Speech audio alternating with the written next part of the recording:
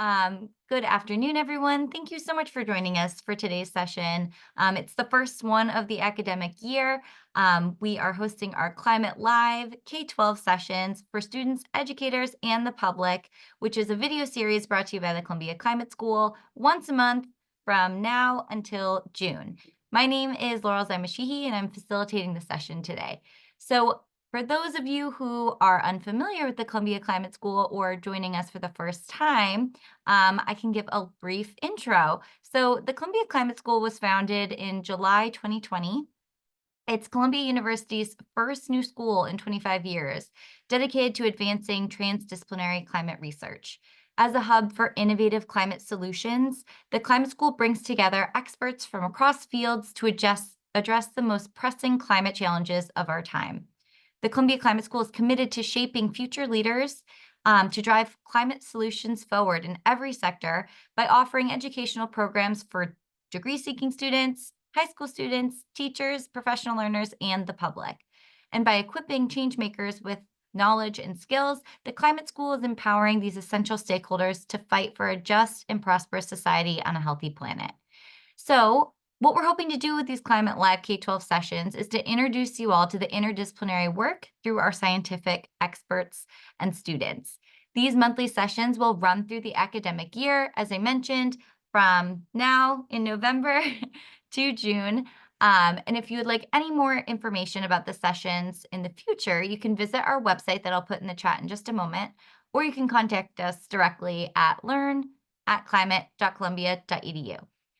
Each month, we have a different topic that we focus on, and each topic is directed toward a different audience. So today's session is called Bringing Youth Voices to the Climate Conversation, and it's a part of our series called Youth Leaders in Action, where we really highlight young change makers and give them the opportunity to share about the work that they've been doing in the climate space to drive change forward. So for this session, we're really going to be hearing from the High School Polar Cap Project or Climate Ambassador Program, which is led by Margie Turrin, the Director of Educational Field Programs at Lamont-Doherty Earth Observatory. And these students spent the summer tackling the question of how youth can tackle climate change and addressing one of the biggest challenges that we face today. So we're going to hear from them and how they tackled this work and some of the key takeaways that they learned throughout the project this past summer. So a few housekeeping rules. You'll notice that the chat is disabled, so we really do encourage questions, but please use the Q&A box. This session is recorded and it will be posted on our Climate School YouTube page and our website after the conclusion of this session. All right, so I'm going to hand it over to the Polar Cap Group and Margie. Terrific. Thank you so much, Laurel. And it's really great to be able to be here. I'm going to do just a brief introduction, and then really this half hour is dedicated to the students who will be sharing why they were interested in being part of Polar Cap, and then some of the things that they did during the summer and took away. In order to kind of do a little bit of a background on the Polar Cap itself, I put together a few slides, and I thought I would just talk through those slides because I think that they kind of tell the story really well. So this was our 2024 cohort. This is a program that runs over the summer in person, and we have a cohort of students that work together. They are involved in both learning as well as educating. So they have that kind of dual goal of really learning as much about the polar regions and how they're linked into our Earth's climate, and then figuring out ways of sharing that in a kind of fun and engaging way. One of the key pieces is that they learn from some of our scientists that are here. So they have a chance to spend some time working side by side, learning a little bit about some of the work that these individuals are doing, as well as exploring with them, doing some of the actual hands-on learning with them, which is amazing. And here they had a chance to actually look at some samples from Greenland, which was really fun. Then they take that information out and figure out how to really connect it with the public. And they spent some time over the summer in a variety of different ways of doing that. So I'm just going to show you some different interactives of them being outside, working with different people, having interesting conversations. Some were more challenging than others, and I'm sure we'll hear about that. And then they also met with school groups and had a chance to share what they were doing with different other high school groups, talking about things like albedo, which hopefully one of you all will dig into and talk about in your few minutes of conversation, sea level rise, CO2, that type of thing. And then they also worked with some younger students who came to visit us. Turns out, and they had developed some resources to share, as I mentioned. Turns out these students were from Beijing and they came to visit the UN and share about what they had learned with the UN. And so they were able to spend some time communicating with them. These are some of the very cool games that they developed. They're just a wealth of resources that the students have put together in their time with us. They also developed some videos. You'll hear more about that. And these videos have a range of different messages, all of them thinking about what brought them and what are some things that we can do to help address this challenge. And they continue to volunteer and spend time with us. So it's a really wonderful program, and the youth that have been involved in it are really remarkable, inspirational, to be honest. It's really fun and engaging to be able to spend time with them. So with that, I think what we'll do is go ahead and turn it over to them. And I'm going to start with Gianna. And Gianna is going to tell us a little bit about what brought her to being a polar cap.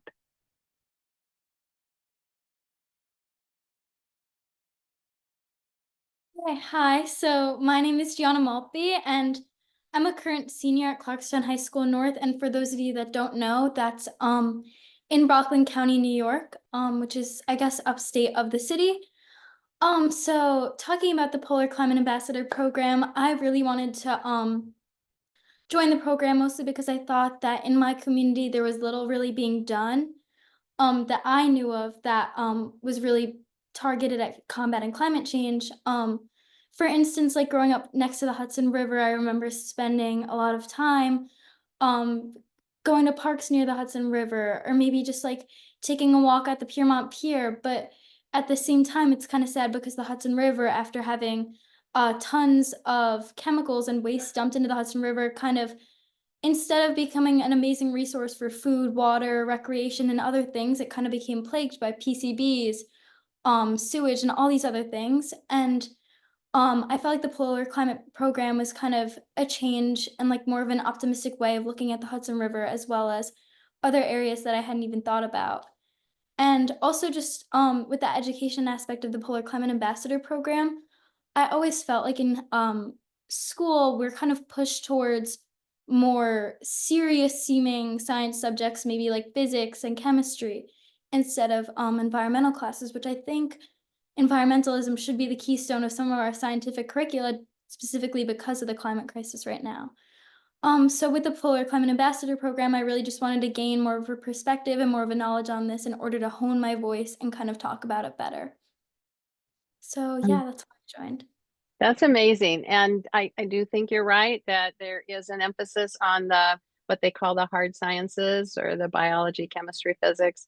And yet we live in relationship with our environment. And so that should be like a background science for everyone. So, and you know, it can be a capstone, it can be whatever it needs to be, but it should be present. So thank you for that. I wonder if you want to share something about the summer that you felt was pretty meaningful or that you had a really good time with. Yeah, so probably one of the most meaningful projects to me was our message from the polls video, where we basically focused on it was three different videos created by kind of like teams and partners within the program, kind of focusing all on three different issues that we see in the polar regions. The three focuses were ice shelves in Antarctica thinning and collapsing, warming ocean temperatures in Antarctica, and mass loss in the ice sheets. And kind of like in all of these videos, they were around 3 to 5 minutes long. We talked about what's happening in the world right now, what's projected to happen, and things that we could do in our own life in order to combat it. So in this video, we kind of broke down, I personally worked on with Chris, the mass loss in the ice sheets video, where we basically talked about, we define what an ice sheet is, which is basically just a massive area of ice, unlike a place like just like the Arctic Ocean, which is just summer sea ice or ice that forms. This is actually over a landform. So that's basically what we talked about with the ice sheets. And we basically used Lamont's resources, their scientists, in order to get pictures, videos, and different things together. And we made our script. And using CapCut, we basically spliced all these videos together, all these pictures, in order to make like a really comprehensive view of mass loss in the ice sheets. And one of the things I enjoyed most about the videos was reflecting back on the program, is that we had a focus on climate optimism. So for the most part, no matter what video we worked on, we basically focused on, even though things may be bad, I guess, they're not hopeless. And like there's things that we can do in our lives in order to address these issues. So it kind of gave our viewers, or we had the goal of giving our viewers some motivation without overwhelming them of feeling hopeless or that there's nothing that can happen in the future. So yeah. Perfect. Thank you so much. And solutions are absolutely, I think, where our energy is spent best. And you guys were really great with that. So thank you for that. Okay. So shall we move to you, Chris? And you can tell us a little bit about what brought you to the Polar Climate Ambassador Program. Yeah, absolutely. So my name is Chris Ausuf, and I'm a high school senior. I live right across the town from Gian. I live in Rockland County also. Competing high schools, but I think mine's better. But anyways, my journey to this program was, one could say, unorthodox. I was, unlike what Gianna was saying, I was the kid who took it because it was the easy science. I would skip class, I would sleep, I would not do the work. My grades were fine though, because my parents wouldn't let me go to school if I wasn't passing. But it was end of the year, and my teacher walked up to me in class. She actually woke me up from a nap, and she said, "There's this program I think you should apply for." And I was like, "Cool." And I was like, she's like, "I'll send you the details later." I said, "Okay." I didn't look at the email. I kind of just pressed the link and applied because I was like, I want something to do over the summer. And went to the interview. And I was like, oh, this seems pretty cool, but I don't know if it's the thing for me. And let's just say I found out over the summer that passion isn't something that you find, it's something that you can build. So throughout the summer, it was so great. The amount of people there, everyone at Lamont was just great. They're looking to help you. Everyone there's just looking to teach you. They're looking to help you. And it's just so great. And beginning of the year, you told me you're going to an environmental program and you're going to love it. I would have said you're crazy, because I would think, why would I care about the environment, that type of thing? I was that kind of kid. And just learning from people like Margie, Marissa, everyone around me, just having such kind of experience that changes the way you see the world and allows you to envision everything in such a greater sense was something I'm never going to forget this summer. I might never forget that, by the way. Okay. And actually, Chris, even though you sounded a little bit reluctant in terms of coming in, you didn't interview that way. We were impressed with you. And actually, you have stayed very involved and have spent a lot of time volunteering outside of the program at Lamont. So, clearly you're right. We seem to have sparked something. You found some energy, and I'm really, really, really happy about that. Because you were, a huge contributor. And speaking of that contribution, like, what would you like to share that you really enjoyed this summer? Yeah, Margie. So like you previously touched on in your slideshow, games. I love games. I play games all the time. I'm a big board game. I like Travelers of Catan. I like Monopoly. I just love playing games. And unlike everyone else there, I hate getting in front of the camera. Even coming on a webinar like this made me a little bit uncomfortable. So just being able to like hide behind and just create games was the best thing ever, because in school, the only way you get me to pay attention or study is let me play like Kahoot or something, like a Kahoot or like a Quizlet game. And doing a kind of learning where you're learning without really applying yourself, you're just mindlessly getting the information and understanding and then playing games with it. Just being able to do something like that is what I believe is the best way to reach out to the youth. Because there's so many youth in here in this webinar being here, which is something I would never do. I would never reach out and try to get more information. I just sit in class and then listen to whatever my teachers told me. So just having people out here looking forward and showing that energy, showing that excitement that I have now, that passion, I'm so excited for the future of the world, the future of climate change, because if we get the youth in and we educate them and have them being more involved, everything can turn around. And I just, touching back on the games, because I know Margie really wants me to talk about the games.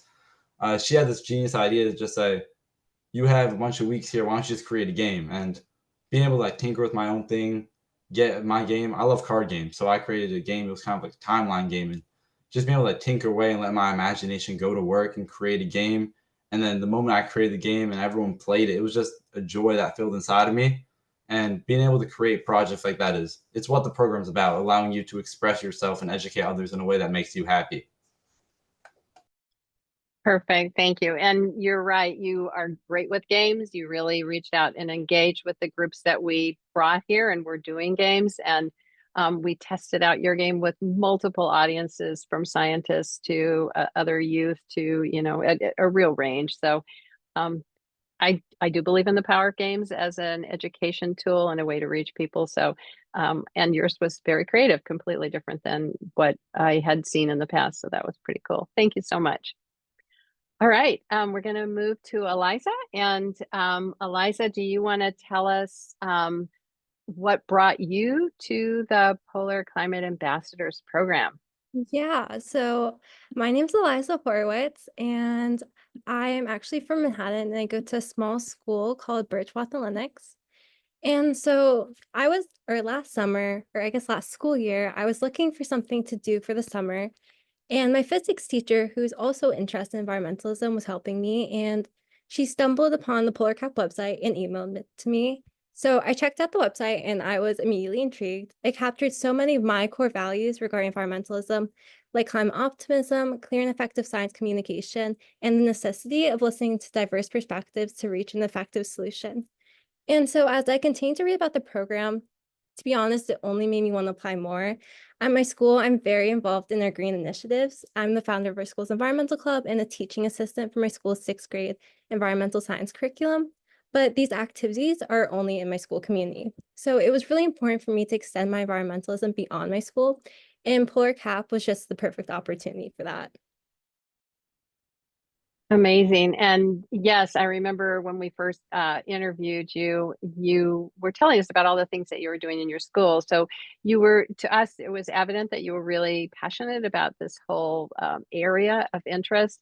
So having the chance to kind of give you the opportunity to reach out to a wider group was really great. And one of the things I would just say across the board about all of our ambassadors is that they bring so much to the program and share between each other.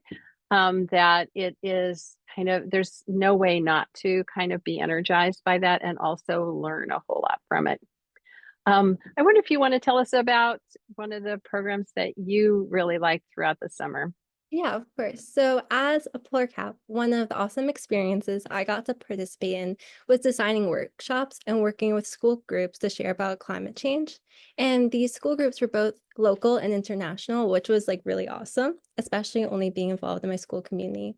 So with the local student group, which was called City Tech, we helped students measure salinity levels in the Hudson River and introduce them to shellfish like oysters. And we discussed how oysters rely on neutral or slightly basic pH to survive and explain their role in naturally filtering the Hudson River. And then using magascopes, we examined shell fragments and molds collected from the field station to observe how environmental changes impact their structures. We also discussed ocean acidification as a threat to these organisms, knowing how it weakens their calcium carbonate shells. And then with the international group, which was called Anobo, we played a game called Eco Chains, where we built food chains to protect Arctic wildlife threatened by melting sea ice. It's a really fun game. And we also discussed the importance of keystone species in the Arctic and how they're like the basis of the food web. And without them, it kind of begins to fall apart. And so working with the Anobo group was probably one of my favorite activities we organized. I loved having the opportunity to talk to the younger kids. And despite having this language barrier, we were able to communicate in many different ways by like using drawings. And it was just really fun to talk to such a young group that shared my passion for environmentalism at such a young age and who were already so involved. But with both of these groups, I love not only having the opportunity to promote climate awareness, but also to put in practice the new communication skills I had actually developed with Margie. So with each of these groups, I understood how to help guide them in drawing their own conclusions, whether about food webs or ocean acidification, rather than just like stating the answer. And I was also able to discuss such serious topics while promoting climate optimism and making these complex topics digestible and relatable. It was just really amazing, or like a really amazing and collaborative experience where I got to learn equally as much from students as they learned from me. And it was, I mean, I already said it was amazing, but it was. It was. And I think to me, one of the most amazing pieces was that we did not realize that there would be this large language barrier. We really thought that we were all going to be able to communicate in English. And, overnight, we learned that that was not the case. And, all of you just really rose to the occasion and figured out how to kind of switch up a little bit what you were doing so that you could communicate with them. And you're right, we did use drawings as a way to share. We learned a little bit about their language as they were putting words down when we were building these Venn diagrams. It was kind of an amazing experience all the way around. Okay, thank you. So we'll pop over to Ashley now. And Ashley, do you want to tell us a little bit about what brought you to spend the summer with us in Polar Cap? Hi, so my name is Ashley June, and I'm currently a junior at a boarding school called Lamont-Doherty School, located right above the capital Hartford in Windsor, Connecticut. And what brought me to the Polar Cap program was that since I go to boarding school, since freshman year, I've been meeting a lot of people, interacting with people from all over the world, which is why I'm so interested in DEI. But I've never really had the chance to really learn about the polar regions, like the Arctic and the Antarctic, and I just kind of wanted to expand my horizons and learn more about the culture and like the lifestyles of the people living in the polar regions. So that really intrigued me. But I also wanted to kind of find a community around me, like foster a community of people, like find a group of people who had similar interests as me with like the environment and sustainability. So I thought the Polar Cap program would be like a perfect opportunity for me. And I've always been interested in like fast fashion, greenwashing, and food waste, but I never had an opportunity to do a hands-on activity. And while I was looking into the Cap program, I learned that I could actually like do something hands-on and kind of like do something like very in person and not just like through like online or like webinar activities. So I thought this would be a perfect opportunity for me to kind of just learn more and just like expand my passion. Amazing. And yes, I mean, I hope that everybody felt like we did do a lot of hands-on over the summer. And maybe you want to share a little bit about what did really sparked your interest over the summer? What were some of the things Mhm. that you felt passionate about? So something that I liked the most out of everything that I liked was helping out with the educational outreach piece of it. So like everyone else, I had the opportunity to work at Lamont, but we also all had an opportunity to attend an event that happens every Sunday or every Saturday down the pier called Science Saturday. And in the beginning, I thought Science Saturday would more be an opportunity for me to connect with others, like new people, especially young kids, and talk about polar climate and what I was learning over the summer. But by the end of that day, after I finished my time at Science Saturday, I realized that this event was so much more than just teaching because I went back home feeling so empowered. And it was not only a novel and eye-opening experience for me personally, being able to interact with so many people and like talk about my passion, the polar climate, but I truly went back home that day with a sense of hope for our future generations. I was certainly motivated myself looking at these young kids wanting to be the change and learn more coming out here on a Saturday with their parents to learn about polar climate and like the environment. But I personally also learned so much from them and especially how powerful educational outreach can be in bringing change and like fostering a community with the goal for the common good to reach like sustainability. And although this event was like happening in small town near the Hudson River, this experience itself for me, I think, was just more than enough for me to realize how significant creating the bridge between understanding and opportunity is and how educational outreach can really fulfill and do that. So for example, during the Science Saturday, I was helping these kids learn about polar regions, talking about Arctic animals, the food web, and like sea ice. Um, but I was also providing them with the opportunity to solidify this understanding that I was just orally talking about through hands-on activities like card games that we were creating during the Polar Cap program that Chris kind of mentioned. And I thought this experience really showed me how we can really create that bridge between learning and opportunity. And although this, and also something I learned over this summer was that educational outreach doesn't necessarily have to happen through these like hands-on means, but also that we can achieve this through social media and the internet. So for example, Margie kind of mentioned it in the beginning, but the Polar Cap group this summer also created a candy salad video that is actually posted on the Lamont Instagram page with over 1,000 views right now, which is totally insane.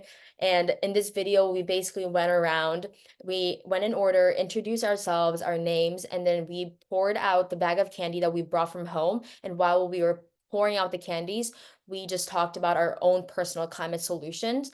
And I think for us and for a lot of people, creating this video really demonstrated how we can efficiently and sustainably promote environmental awareness on social media, and how we can provide solutions for the public. And I think ultimately this video really communicated to us how far public outreach can extend to, and how creative and like collaborative we can get with like educational outreach.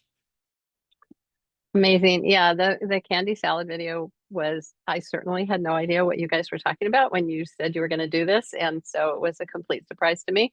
But what I loved, I think maybe the most, was that then you went and got one of our polar scientists who came in and closed out the video by approving this message. So, I mean, it was just kind of really a huge collaborative event, which was a lot of fun. And really, yeah, kind of a nice cap to a lot of things that we did. Thank you. Great. Okay. So I guess at this point we have just a few minutes left, and I wonder if there are any questions or things that we could answer at this point. Shall I turn it back to you, Laurel? Sure, sure. Thank you so much for sharing about all the different things that you worked on this summer. It's really incredible to see how much you can do in such a short amount of time, and very inspiring, I think, for others that want to start talking about climate, start taking action in climate, but don't really know where to start. I think your work this summer is really inspirational for others to follow. So I just want to shout out, if you have any questions, feel free to put them in the Q&A. But I think Sarah and I can kick it off with a few questions ourselves. Thank you so much for sharing all of those projects that you shared. It sounded so powerful. And I'm curious, for those of us who are really interested in making sure that climate education reaches people, you talked about how games were a great way to connect with youth, but was there anything else that you saw was most effective or kind of lit up your students or the people that you were working with the most? Yeah, I suppose I could start that off at first. It's just, to me, what seemed the most important is relating to them. Everyone comes from a different place, has a different background, different experiences, and just appealing to them in a way that's relatable to what they've grown up getting used to, making it personal for them, connecting to them on a deeper level. That's the best way to educate them and have them understand. Can I ask a follow-up? Because you were talking about the polar regions, which probably most people have never visited. Was there a way you made that personal? So it was a little hard because most people can't fathom the scale at which things are happening, but it's just taking away from what's happening there and making it how it's affecting you. So all these things that you're doing that are accelerating sea ice melting and land ice melting, and how that's increasing sea levels for us, and what that's going to do to you, is what really makes them understand, like, oh, this is a bad thing. We need to do something to stop it. How can we mitigate these things? I can add something. When I was actually working with Lenovo, one of the really cool communication tricks I learned from Margie was to make it relatable, but also talk about the issue and with somebody else's life. So one of the things I would do if we were talking about melting sea ice or land ice in the polar regions, I would use it in your parents' generation or your grandparents' generation to your parents' generation to your generation, and seeing how that's not that long ago. I love that. That also is a way to bring it personal, even if someone has never seen or visited what you're speaking of. Yeah, and I think it also puts it in perspective, that some of these changes are happening within, a lifetime. And it's, changes, but also the solutions, and you can see the impact of those solutions as well. So my question was, working in climate, communicating in climate, it can be tough. There are a lot of solutions out there, but I think the thing that hits a lot of people front and center, especially when it's, through the news or different outlets, are some of the hard and heavy topics around climate impacts. So I was wondering if you felt any, if there are any big challenges that you experienced over the summer and working so closely in the climate space, and what strategies did you use, maybe individually or as a group, to stay positive and keep focusing on solutions? I mean, I think one of the things that me and Chris kind of focused on with like our video was I remember we used a lot of statistics coming from NASA and other sites. One of them being that if we don't really take climate action, flooding may increase by like 10 times what it is now by 2100.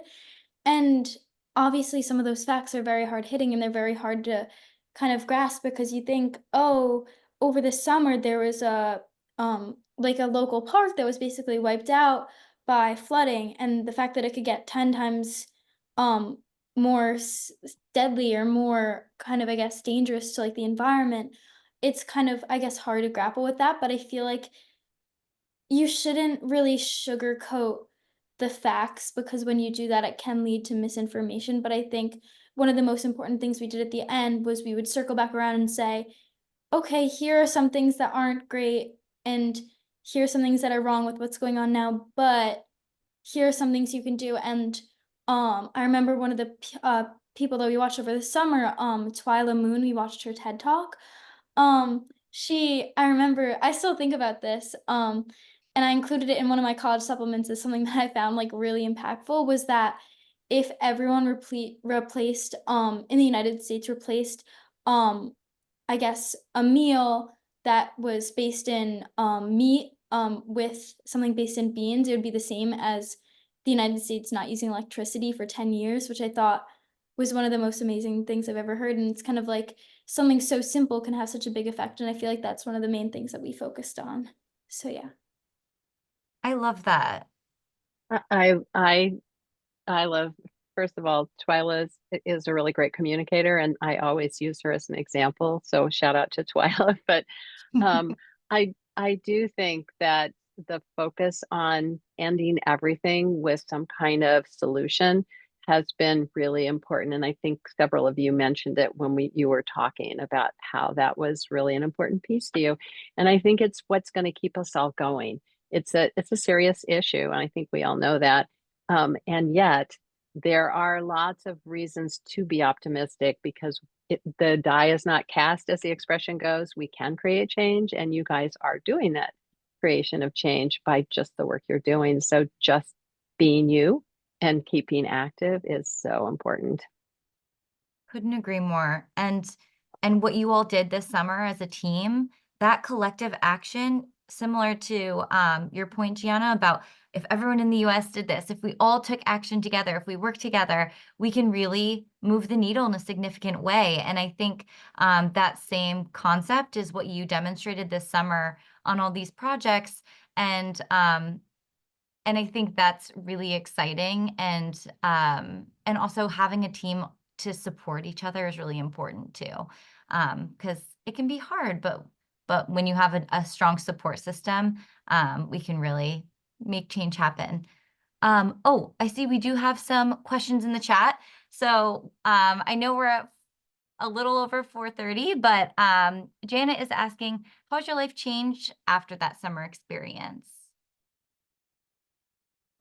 Personally, I think I learned kind of like we didn't really talk about it, but your question also kind of relating back to that question. I feel like we always, throughout the program, we talked about how to make information digestible for like the youth and just like in general. And I feel like, especially with like the ANOVA group, when they came, like there was a language barrier. Sometimes we like didn't understand what they were saying or they didn't understand us. And I feel like through that experience, we like internalized how to like adapt to that setting. And then if like we tried, oh, let's like draw this out, but they didn't get it, then we would like use body language instead. So like in that way, I feel like we all learned how to like adapt to like different situations in order for us to like inform like different groups of people in different ways. And I feel like through that experience, not only did I learn how to like adapt to new environments that I not expected to, but also it was just an eye-opening experience for me, kind of like learning about how I'm supposed to interact with different people. So I think it just kind of like built onto my communication skills with people, kind of helped me become eloquent, and kind of just also like helped me learn how to be sympathize, like how to be more compassionate and sympathize with people that are very different from us and come from a different background from us. That's really great. And what an incredible experience. I think Eliza, you should jump in. Yeah, I saw you pop in. think what I learned most is almost similar to Ashley, but I think I got like a better understanding of what leadership is. I think before participating in this program, I thought leadership was like, okay, like I lead and I help other people and I do a lot of organizing myself. But especially with climate change, I think I learned it's a very holistic approach.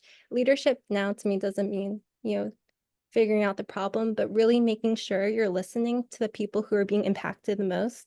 We talked a lot about how climate change is affecting a lot of different communities who may not have a platform to advocate for themselves.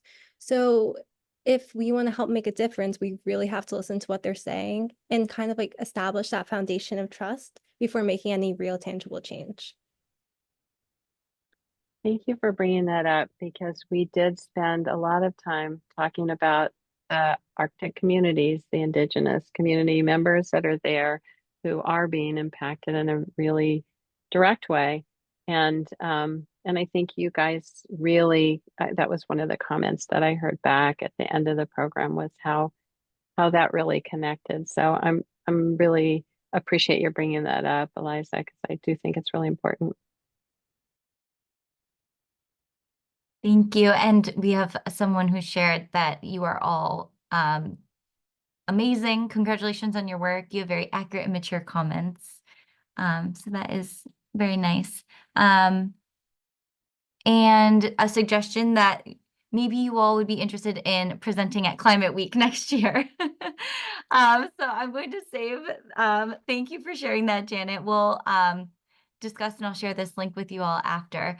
But thank you everyone for joining us. This has just been an incredible session. And thank you all to the Polar Cap students for sharing about your experiences this summer. Thank you so much for inviting us, and thank you all of my Polar Cap guys. You're the best. Bye, everyone. We'll see you next month. Next month's also part of the Young Leaders in Action series. It's going to be focused on coral research and advances in reef restoration. So we'll see you in December. Thanks, everyone. Take care.